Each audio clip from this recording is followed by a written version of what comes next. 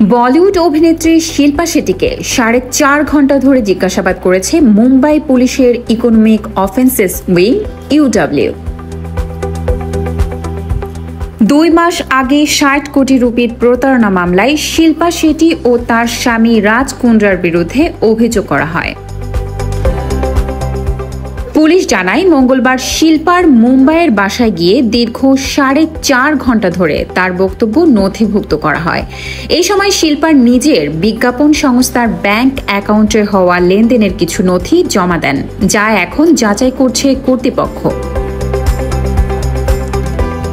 এর আগে গত মাসে একই মামলায় রাজ কুন্দ্রার জবানবন্দি রেকর্ড করা হয়, তবে তিনি বেশ কিছু প্রশ্নের উত্তর দিতে অস্বীকৃতি জানায়, ফলে তাকে আবারও তলব করার প্রস্তুতি নিচ্ছে ইউডব্লিউ।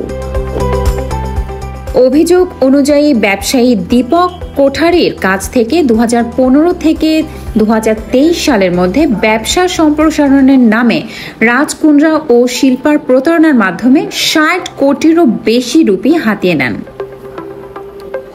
রাজ কুন্দ্রা দাবি করেন ওই অর্থের একটি অংশ অভিনেত্রী বিপাশা বসু ও নেহা ধুপিয়াকে পারিশ্রমিক হিসেবে দেওয়া হয়েছিল, তবে তদন্তে দেখা গেছে সংস্থার ব্যাংক অ্যাকাউন্ট থেকে সরাসরি 4 জন অভিনেত্রীর অ্যাকাউন্টে টাকা স্থানান্তর হয়েছে। তদন্তকারীরা জানিয়েছে বালাজি এন্টারটেইনমেন্ট সহ একাধিক প্রতিষ্ঠানের অ্যাকাউন্টেও টাকা স্থানান্তরের তথ্য মিলেছে।